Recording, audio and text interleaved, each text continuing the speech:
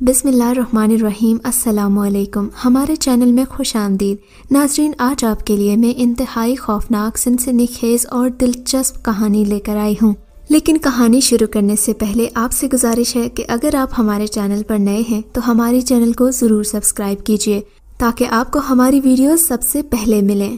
میرا نام سنجیدہ بی بی ہے اور میری عمر تقریباً 85 سال ہے۔ میرے والد محترم نے 2 شادیاں کر رکھی تھیں۔ پہلی شادی سے ان کی کوئی اولاد نہیں تھی، جبکہ دوسری شادی سے ہم 5 بہنوں کی پیدائش ہوئی تھی، جن میں 4 شکل و صورت میں والد سے ملتی جلتی تھیں، جبکہ میں واحد اور سب سے چھوٹی لڑکی تھی جس کی شکل و صورت اپنی ماں سے ملتی تھی۔ میری ماں کی دادی اپنے گاؤں کی سب سے حسین و جمیل عورت تھیں، جس کی وجہ سے میری ماں کا حسن موروثی تھا اور اس کا انکار کسی کے پاس نہیں تھا۔ یہ حسن ایک طرف میرے لیے رحمت اور کبھی کبھی میرے لیے زحمت کا باعث بھی بنا۔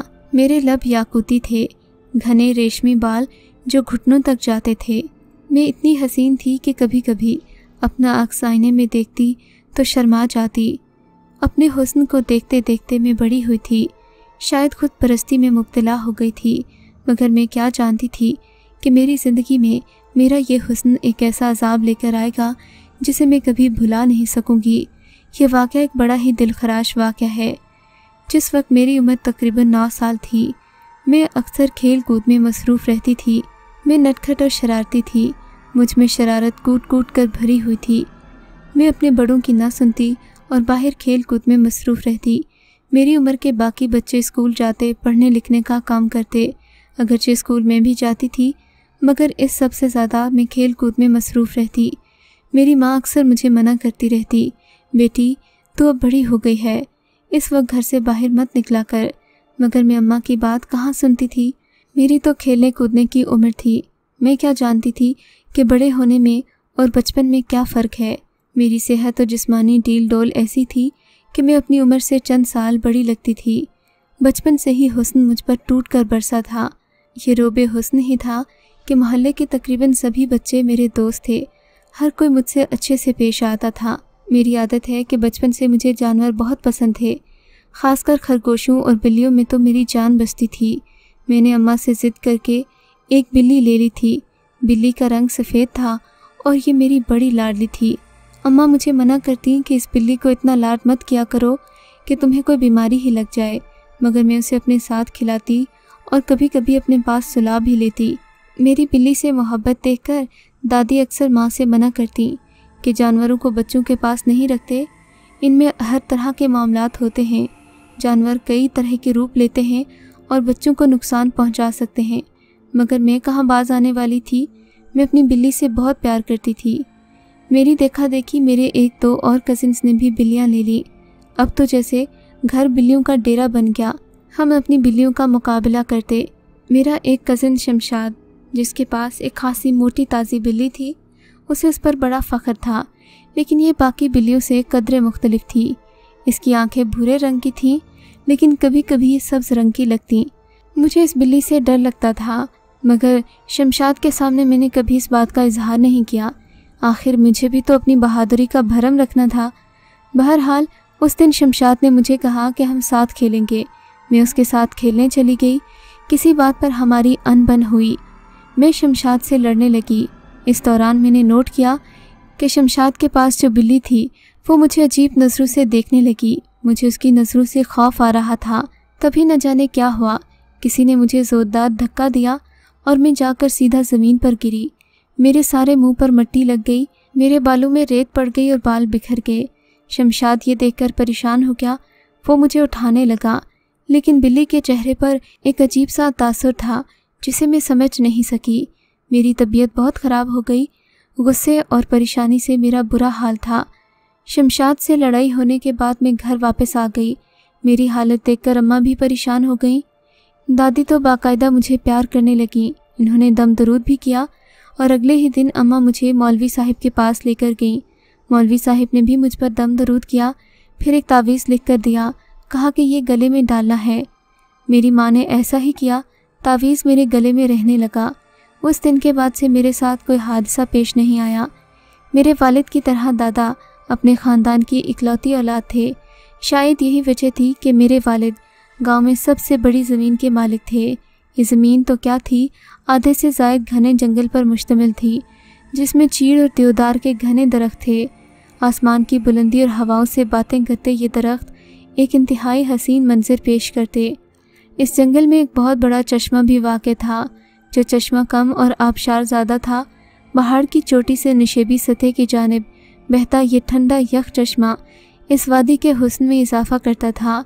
साएं साएं करते चीड़ और देवदार के दरख्त एक अजीब ठंडक और ताजगी बख्शते थे। मेरी उम्र 17 साल की हो गई थी। मेरा हुस्न मज़ीद निखर गया था। मुझे देखकर लगता था कि मैं कोई इंसान नहीं बल्कि परी हूँ। इस बारे में कई लोग मुझे कहते तो मैं शर्म से अपनी आंखें झुका लेती। अब गांव में मेरा नाम परी पड़ गया। सब लोग मुझे परी के नाम से पुकारने लगे। लाशऊरी तौर पर मैं भी खुद को किसी अप्सरा से कम न समझती थी। मुझे शुरू से जिन्नों भूतों की कहानियों का शौक़ था। अपने पुराने बुज़ुर्गों से कौकाफ की परियों और जन्नात और दीगर अनदेखी मखलूक़ात के बारे में मैंने कहीं न कहीं किस्से सुन रखे थे। लेकिन मुझे इस तरह राह चलते एक दिन किसी अनदेखी मखलूक से मुलाकात हो जाएगी और वो मुझे एक नई दुनिया से मुतारिफ़ करवाएगी। ये सब मेरे वहमो गुमान में भी नहीं था। यहाँ पर बताती चलूँ कि बचपन से मेरे शौक़ बिल्ली और खरगोश तक थे, लेकिन जब मैं बड़ी हुई तो मेरे शौक़ भी बदलने लगे। हमारे घर में वैसे भी काफ़ी जानवर थे। इनमें से जो कोई मेरी पसंद का होता मैं उसे लेकर जंगल में चली जाती।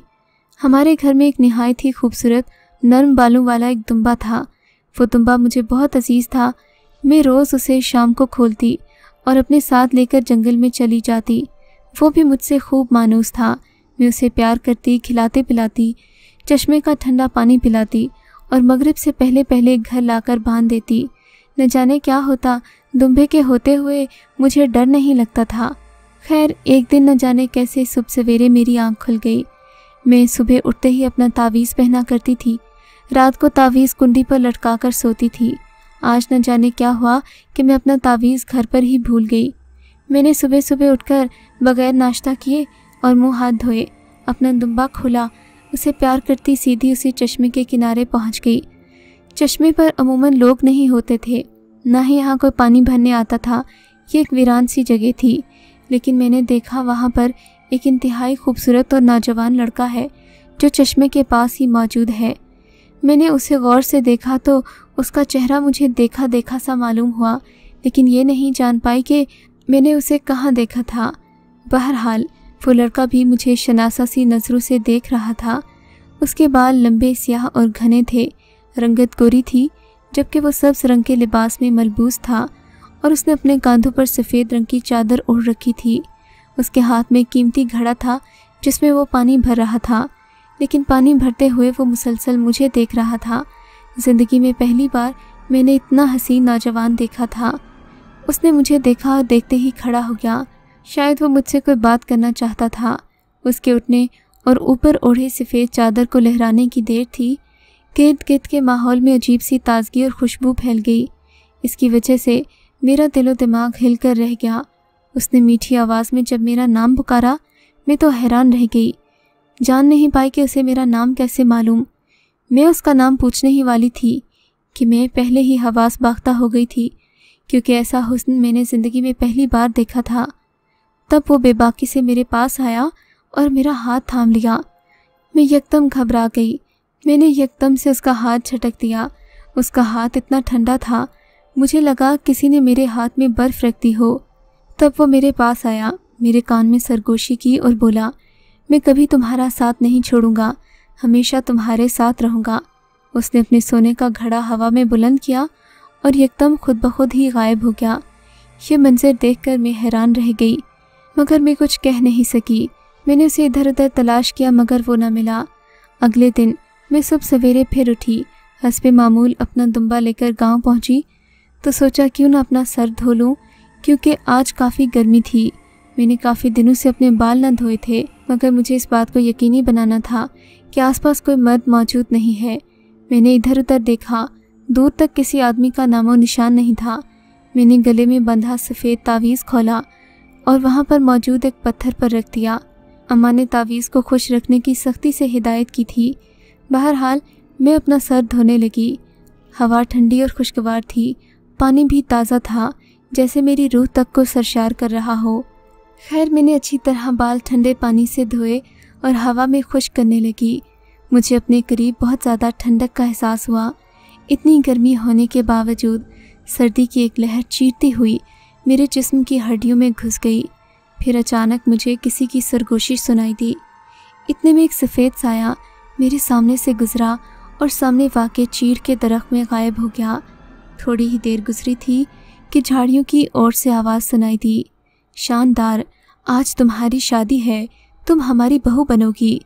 ये सुनकर मैं घबरा गई। मैंने गौर से इधर उधर देखा तो करीब ही जंगल की झाड़ियों की ओर से मुझे इस चश्मे के पास एक सफ़ेद रंग का खेमा नज़र आया। इसके इर्द गिर्द लातादाद लोग जमा थे।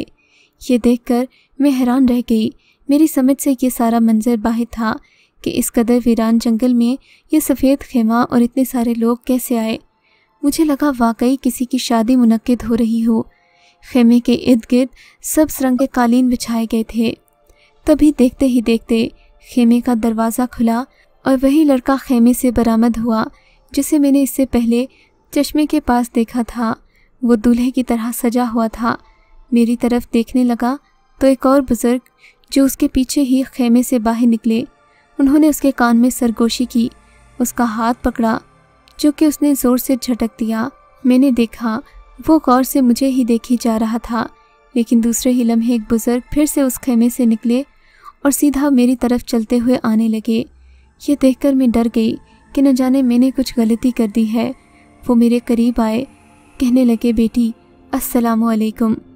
मैं उनके मुंह से अपना नाम सुनकर हैरान रह गई। मैंने सलाम का जवाब दिया। रुकते रुकते पूछा, जी बाबा जी, कहिए, क्या मैंने आपका कोई नुकसान किया? मैंने रुकते रुकते कहा, नहीं बिटिया, ऐसी कोई बात नहीं। अगर तुम बुरा न मनाओ, हम पर यकीन करो तो हमारी दावत में आओ। इन्होंने बड़े खुलूस से मुझे अपने घर आने की दावत दी और फिर मुझे अपने पीछे आने का इशारा किया। मैं बिना कुछ सोचे समझे उनके पीछे पीछे चलने लगी। थोड़ी देर में हम खेमे के बाहर पहुंच गए। वहां पर मैंने देखा उस खूबसूरत लड़के के हाथ पांव बंधे हुए थे और वो एक जगह पर कोने में पड़ा था। लड़के को देखकर मैं रुक गई क्योंकि मैं इसे पहचानती थी। बुज़ुर्ग ने मुझे बैठने का इशारा किया। इतने में एक सफ़ेद पोश बुज़ुर्ग खेमे में दाखिल हुए। उनकी दाढ़ी से वज़ू का पानी अभी तक टपक रहा था। वो बहुत नेक मालूम होते थे। मुझे देखते ही वो बुज़ुर्ग गुस्से से मुझे घूरने लगे। इन्होंने इस लड़के के हाथ पांव बांधे हुए थे। फिर अगले ही लम्हे लड़के को आज़ाद करने का हुक्म दिया गया। दो लड़कों ने आकर उस लड़के के हाथ पांव खोले। लड़के की आंखें सुर्ख हो चुकी थीं। कुछ देर के बाद एक खूबसूरत दुल्हन वहां लाई गई। मौलाना साहिब ने उस लड़के और लड़की दोनों की रजामंदी मालूम करने के बाद निकाह का खुतबा शुरू कर दिया। खुतबे के इख्तिताम पर मौलाना साहिब ने इन दोनों को शादी मुबारकबाद दी और दुआ के लिए हाथ उठाए। निकाह के बाद कुछ खजूर और दूध से सब शरका की तवाज़े की गई। दूसरे लोगों की जानिब से नेक ख्वाहिशात का इजहार भी किया गया। मेरी बड़ी ख्वाहिश थी कि मैं उस दुल्हन से मिलूं, लेकिन वो सफ़ेद दाढ़ी वाले बुज़ुर्ग मुझे मुसलसल घूर रहे थे। इन्होंने मुझे चलने का इशारा किया। मैं यहाँ से उदास सी आ गई। वो लड़का न जाने क्यों मुझे अच्छा लगता था। उसकी शादी हुई तो मेरे दिल में जैसे कुछ टूट सा गया था, मगर मैं उसे जानती तो नहीं थी। अफसोस करने का फ़ायदा भी नहीं था। बुज़ुर्ग आगे आगे चल रहे थे। उनके पीछे पीछे चलती मैं चश्मे तक आई। इन्होंने मुड़कर पीछे देखा, फिर पत्थर की तरफ इशारा किया जिस पर मेरा तावीज़ पड़ा था। वो तावीज़ मुझे वापस किया और पहनने का इशारा किया। मैंने जल्दी से वो तावीज़ पहन लिया। तब मौलाना साहिब मुझे डांटने लगे, बेटे, तुम्हारी माँ ने क्या तुम्हें नहीं समझाया? इस तरह किसी भी आम बेटे के लिए बाल खोलना, और वो भी जंगल में, किसी तरह के ख़तरे से खाली नहीं। लेकिन मैं समझता हूँ कि तुमने आज तक जो भी किया वो अनजाने में किया, लिहाजा आइंदा के बाद यहाँ आने का सोचना भी मत, क्योंकि जिस जगह तुम रोज़ाना जाती हो ये कोई आम जगह नहीं है। ये जिन्नात की बस्ती का हिस्सा है और यहाँ पर अक्सर औक़ात जिन्नात की शादियाँ मुनक्किद होती रहती हैं। अपने ख़ानदान के नौजवान जिन और जिन्नियाँ यहाँ लाए जाते हैं और इनकी शादी मनाई जाती है। जिस वक्त तुम उस जिनज़ादे से मिली या जिस वक्त उसने तुम्हें देखा, उस वक्त वो शादी की तारीख़ तय होने पर मुबारकबाद वसूल करने के बाद चश्मे से पानी लेने आया था। بس پھر کیا تھا، اس کی نظر تم پر پڑتے ہی اس کا دل پھر گیا۔ وہ اپنی بیوی سے شادی کرنے پر مکر گیا۔ بزرگوں کے بارہا سمجھانے کے باوجود بھی وہ اپنی ضد پر اڑا رہا۔ خاندان کے بڑوں نے اسے بغاوت قرار دے کر اسے سزا دینے کا فیصلہ کیا۔ اسی وجہ سے اس کے ہاتھ پاؤں بندھے ہوئے تھے، لیکن کچھ ممبران نے مجھ تک رسائی حاصل کی اور اس جنزات کو اس بات پر قائل کرنے کی کوشش کی۔ پھر کہیں جا کر اس مسئلے پر قابو کیا گیا۔ ان بزرگوں نے مجھے یہ بھی بتایا کہ تمہیں اس طرح یہاں صبح سویرے نہیں آنا چاہیے۔ یہ تو مسلمان جنات تھے، اگر خدا نہ خواستہ تمہاری ملاقات کسی اور مذہب کے جن سے ہو جاتی تو تم یہاں زندہ نہ کھڑی ہوتی۔ بزرگ کی بات سن کر میں حواس باختہ ہو گئی۔ آن کی آن مجھے ٹھوکر لگی اور میں نیچے گر پڑی۔ میں نے دیکھا وہاں نہ بزرگ تھے اور نہ ہی وہ خیمے وہاں آباد تھے جو میں نے تھوڑی دیر پہلے دیکھے تھے۔ البتہ تعویذ میرے گلے میں ہی موجود تھا، جبکہ میں اچھی طرح جانتی تھی کہ میں نے تھوڑی دیر پہلے ہی تعویذ اٹھا کر پتھر پر رکھا تھا۔ آج تک یہ معمہ میں حل نہیں کر سکی۔ ڈر کے مارے تعویذ بھی اپنے گلے سے نہیں اتارتی کہ کہیں کوئی ایسی ویسی بات نہ ہو جائے۔